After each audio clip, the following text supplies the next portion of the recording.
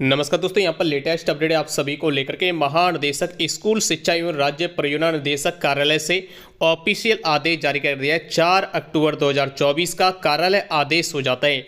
ये यहाँ पर ऑफिशियल आदेश है, वो रसोइयों के लिए, शिक्षा मित्रों के लिए और अनुदेशकों को लेकर के है। जैसा कि आप सभी जानते हैं, तीनों के संगठन अपनी अलग अलग मांगों को लेकर के लगातार अपनी मांगें मंत्रियों से, विधायकों से कहते रहते हैं, धरना प्रदर्शन करते रहते हैं। इसी को लेकर के ऑफिशियल ये बैठक बुलाई गई है। इसमें यहाँ पर ये भी ध्यान रखना है कि इस बैठक में केवल वही शिक्षा मित्र संगठन, वही अनुदेशक संगठन, वही रसोइया संगठन भाग लेंगे जो रजिस्टर्ड हैं। जो स्वयं अपने आप रजिस्टर्ड नहीं है, अपने आप को प्रदेश अध्यक्ष कहते हैं या संगठन बना के बैठ गए हैं, उनकी यहाँ पर एंट्री बिल्कुल नहीं होगी। उनको बाहर का ही रास्ता रखा गया है, केवल रजिस्टर्ड संगठन की यहाँ पर एंट्री होगी। तो यहाँ पर देखने को मिलता है कि आपके लिए जो यानी मानदेय वृद्धि की चर्चा है वो यहाँ पर अब अंतिम मोहर लग सकती है। इस बैठक में यहाँ से ये स्पष्ट होगा कि आपकी मांगों पर जो विचार विमर्श होगा उसमें कौन कौन सी मांगें लागू होगी, उससे आगे शासन में भेजा जाएगा और अंतिम मोहर मुख्यमंत्री जी लगा सकते हैं। लेकिन यहाँ पर विस्तार से समझते हैं क्या क्या यहाँ पर कहा गया है, किस तरीके से मांगें रखी जाएंगी।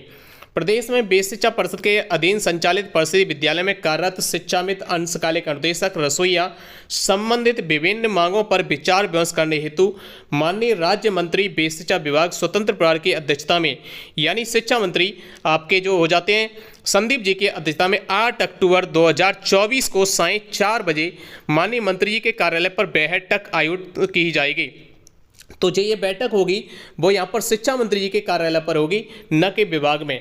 वही बताया जाए, बैठक में प्रतिभा किए जाने के संबंध में शिक्षा मित्र, अंशकालिक अनुदेशक, रसोइया के जो पंजीकृत यानी रजिस्टर्ड संघों के राज्य स्तरीय अध्यक्ष बुलाए जाएंगे।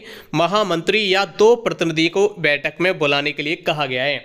लेकिन यहाँ पर यह भी कहा गया है कि साथ ही साथ समय और स्थान उपस्थित होने वाले प्रतिनिधियों का विवरण निर्धारित प्रारूप संघ के पैड पर राज्य परियोजना निदेशक कार्यालय ईमेल आईडी इतने पर दिनांक 7 अक्टूबर 2024 दोपहर 2 बजे तक अनिवार्य रूप से उपलब्ध कराना सुनिश्चित करें। तो यहाँ पर ये डाटा मांगे कि कौन कौन से रजिस्टर्ड संगठन है वो अपना यहाँ पर शिक्षा मित्र, अनुदेशक और रसोइयों के संगठन है वो अपना ईमेल आईडी दे दी गई है। उस पर 7 अक्टूबर तक अपना नाम सहित पूरा विवरण भेजेंगे। विवरण किस तरीके से भेजना है कंचन वर्मा ने वो भी बताया है और यहाँ पर यह आदेश जारी किया गया, सभी के लिए भेज दिया गया कि सभी अपना यहाँ पर ये सभी को निर्देश दे दें कि 7 तारीख तक रजिस्टर्ड संगठन अपनी एंट्री कराएं, जिससे बैठक में विचार विमर्श किया जा सके कि आपका बहुत हुआ यहाँ पर हल्ला, अब आपकी मांगों पर बारी है।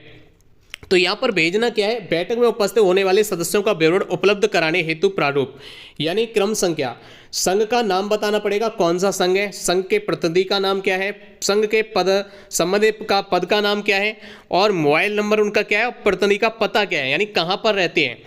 तो इस तरीके से इस कॉलम के साथ रजिस्टर्ड संगठन की यहाँ पर पूरी डिटेल मांगी गई है, उन्हीं को यहाँ पर एंट्री मिलेगी। अब आपको ये भी बता दें, जितने भी आपके शिक्षा मित्रों के संगठन हैं वो सभी के सभी रजिस्टर्ड नहीं है, तो यहाँ पर ये भी आपको याद रखना है। तो यहाँ पर जो रजिस्टर्ड संगठन है उन्हीं की यहाँ पर एंट्री होगी। साथ ही साथ यहाँ पर यह भी कहा गया कि महामंत्री के हस्ताक्षर या राज्य स्तरीय प्रदेश अध्यक्ष के हस्ताक्षर भी मांगे गए हैं। आपने कहीं डाटा गलत तो नहीं दे दिया है, अगर आपने साइन किए तो आप ही इसके जिम्मेदार होंगे और आपको यहाँ पर बैठने का मौका मिलेगा। तो यहाँ से स्पष्ट होता है कि इस बैठक में जो मौका दिया जा रहा है रजिस्टर्ड संगठन को, चाहे रसोइया का संगठन हो, चाहे अनुदेशक, चाहे शिक्षा मित्रों का, तो इस बैठक से अंतिम निर्णय हो सकता है कि आपके लिए क्या होगा।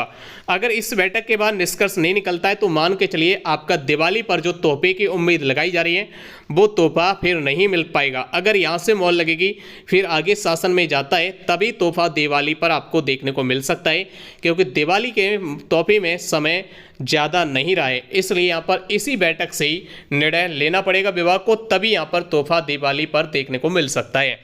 इसको लेकर आपका मन है कि कमेंट बॉक्स में जरूर आए। मिलते हैं फिर नई लेटेस्ट सटीक अपने साथ। सभी को जय हिंद, जय भारत।